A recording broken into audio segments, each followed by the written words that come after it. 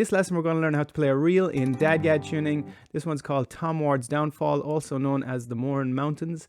I was recently on tour with Socks in the Frying Pan and we were playing this tune, and I was lucky to have Micheal Muckian come in on the accordion to record it. So we'll have a listen to it now at full speed and then we'll break things down. I'll bring up the chord charts on the side here, we'll slow it down, we'll go through the rhythm and everything, and then I have a bonus at the very end, so you can stick around for that. Let's have a listen to the tune now.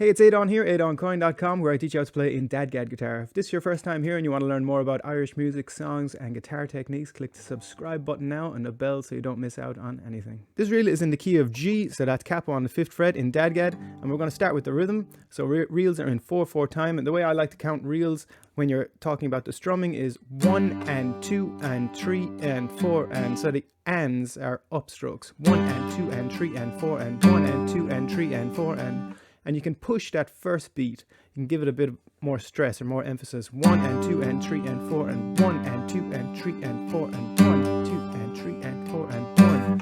One other thing you can do to even give that more of a push is maybe use your palm here, and you can get this muted kind of sound. It's more of a thud. 1 and 2 and 3 and 4 and 1 and 2 and 3 and 4 and you're trying to get this sweet spot right down here. If you're too high up, you'll get this completely muted sound. You don't want that. If you're too far back, it'll be open. You want to get this 1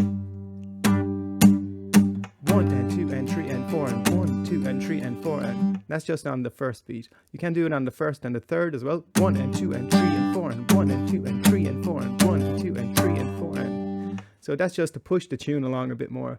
So what I'd suggest is getting your metronome out if you want to speed that up. 1 and 2 and 3 and 4 and 1 and 2 and 3 and 4 and 1 and 2 and 3 and 4 and 1, 2, 3, 4, 1, 2, 3, 4. And trying to get comfortable with that rhythm first. We'll move on to the chords now. When accompanying Irish music, we have lots of options. We could put a simple grounding down that the melody player could play on top of, like a drone.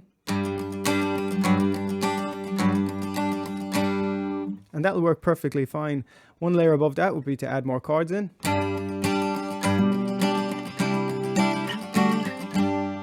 And then another layer on top of that would be to follow the melody a bit more, maybe with complementary tones, something like this.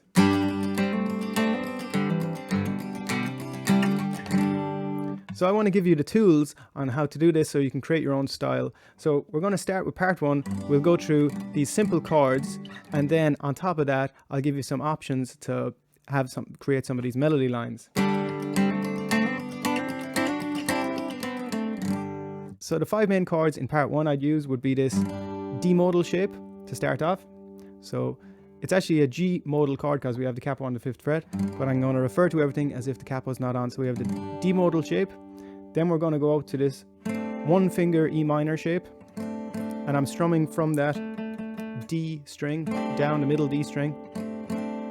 From here we have, it's a D with an F sharp in the bass. So it's the same as where we started, except we're dropping that 3rd finger to get that F sharp in the bass as well.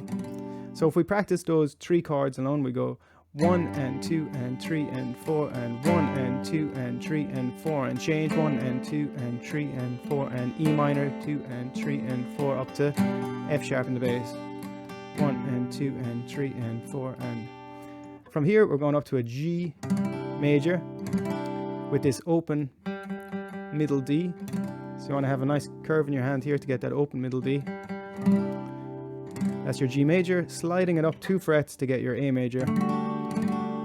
And they'd be the main 5 chords for this tune. So let's practice them going up with that rhythm. So you go 1 and 2 and 3 and 4 and E minor 2 and 3 and 4 and F sharp in the bass, 3 and 4 and G, 2, 3, 4, A, 2, 3, 4, back, A, G, 2, 4, F sharp in the bass, E minor, 3, 4, and D, 2, 3, 4.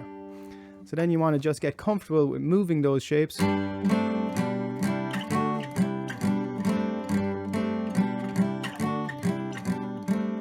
just practice them slow, going from the D to the E minor, F sharp in the bass, G major, A, and then add in your rhythm. 1 and 2 and 3 and 4 and 1 and 2 and 3 and 4 and 1 and 2 and 3 and 4 and 1 and 2 and 3 and 4 and speed it up.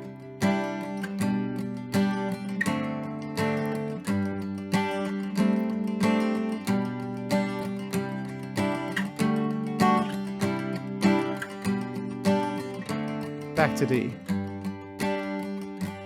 So that's changing on the 1, but you can also change it on the 1 and the 3. So that would sound like this: 1 and 2 and 3 and 4 and 1 and 2 and 3 and 4 and 1 and 2 and 3 and 4 and 1 and 2 and 3 and 4 and 1 and 2 and 3 and 4. So that's another one to practice, just a different change. So we'll try and do that. 1 and 2 and 3 and 4 and 1 and 2 and 3 and 4 and 1 and 2 and 3 and 4 and 1 and 2 and 3 and 4 and D, 2, 3 and 4. So I'd suggest getting the metronome out and trying to speed things up as you go along. Just get comfortable, make sure that each chord is ringing out nice and clear. So now we can have a listen to the tune, the first part, nice and slow.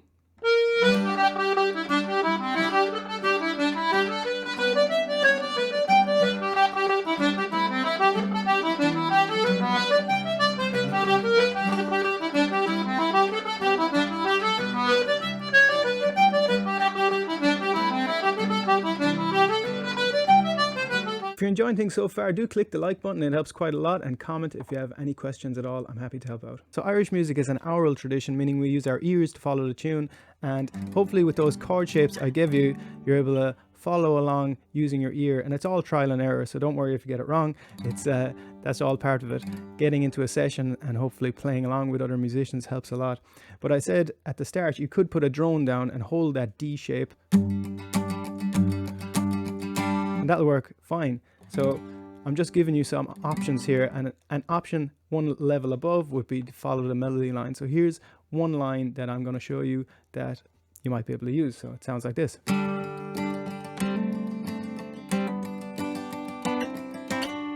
So there's some hammer-ons and slides in it, so let's give it a go. So we start off with this D modal, one finger D modal.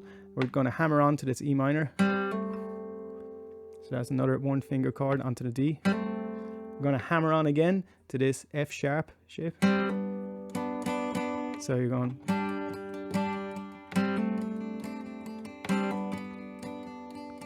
And then we're going to slide up to this G, two finger G, inside two finger G. And then keep that shape and slide it up to the A. So 1, 2, 3, 4. 1, 2, 3, 4. 1, 2, 3, 4. Once again, it goes D, hammer on, slide and slide, hammer on, G and A, back to the D. So that's one you could use, and I'll give you one other, so it sounds like this.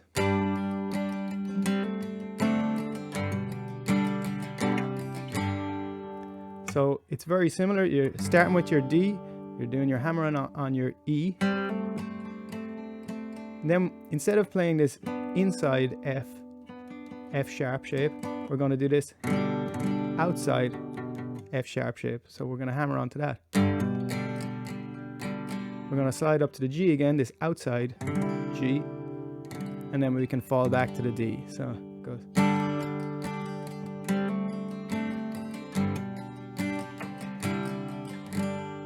More D, hammer on to the F sharp, slide up to the G and back to the D.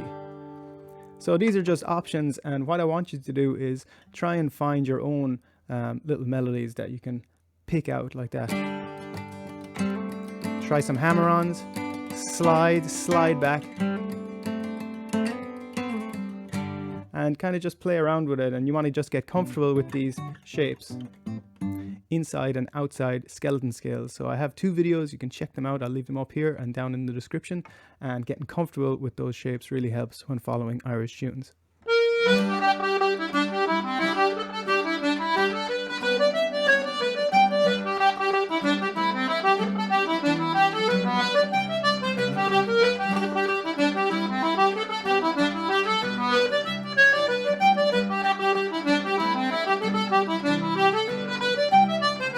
In part 2 of the tune, what I try to do is fill up the chords a bit more. So instead of playing in D modal, I might play this full D major chord. Instead of playing the E minor with just the 1 finger here, I might play it with the 2 finger E minor, and I might hammer on, so I might go from the D. So it's just a fuller sound. You're closing things down. You can even put in 3 fingers there if you want, sliding up to this F sharp, full F sharp. You can lift off your 4th finger if you want. It's kind of a nicer tone there with that open D, middle D. And then you have your normal G and your A, which we've covered already. So it's basically closing things down. Rather than having that big open sound, you want to close it down, get things tighter, and have a bit more punch, really. So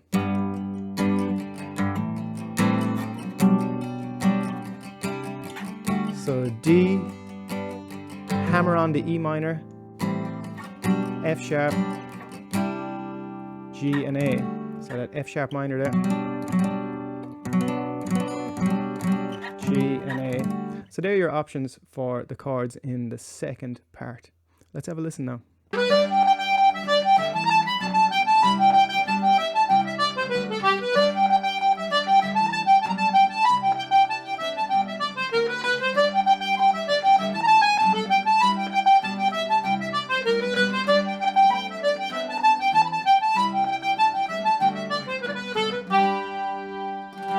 So just like part 1, we have options in part 2 to maybe follow the melody line a bit more.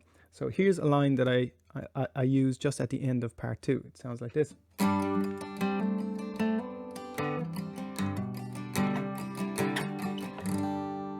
So let's go through that. I start with the D modal shape. I'm hammering onto the E minor as we did before. And I'm hammering onto the F sharp, this inside F sharp.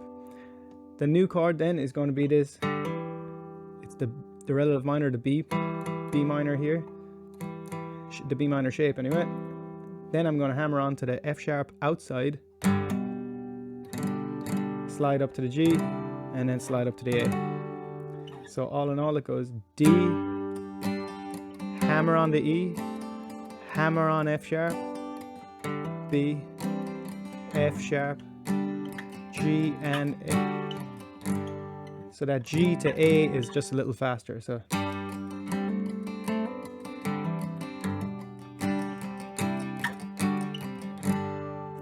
D, E, F sharp, B, F sharp, G, A and D. One more.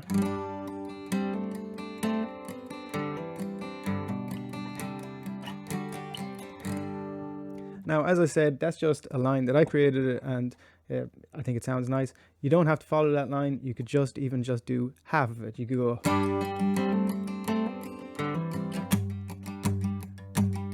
and you're back into that solid drone. So whatever is you're comfortable with, you could even just do the second half of it. So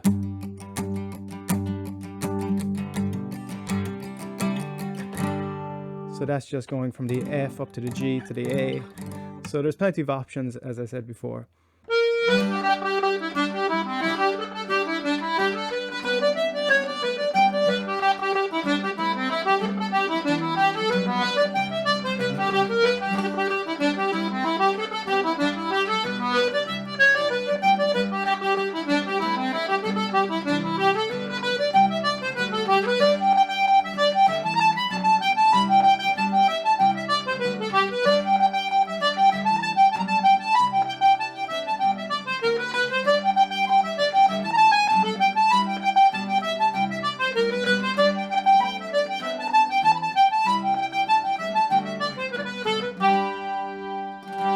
So before we step up the tempo, I'm going to just show you a few extra little things. So there's one walk down that I do. It sounds like this.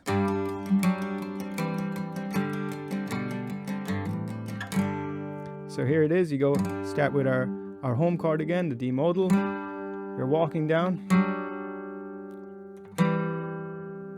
So that's all on this A string, this low A string. Then you have the open A. Then we have the F sharp, E minor, D.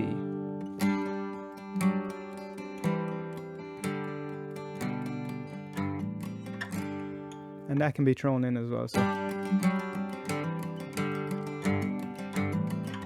you can do some hammer-ons there. Other than that, there might be an octave run, this octave shape here. And they're always fun just to throw in. So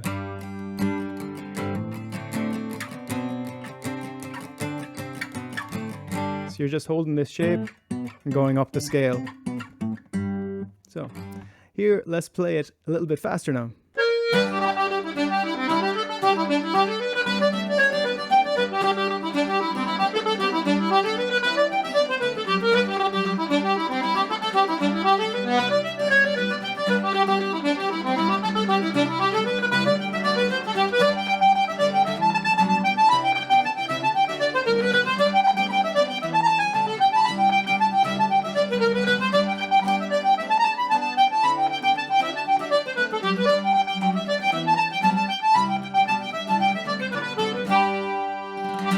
So I told you there was also going to be a bonus. So here is Micheal Muckian to play it just straight through on his own without me interfering. So you can play along with him and practice some of those lines and some of those chord runs and get your ear used to the tune.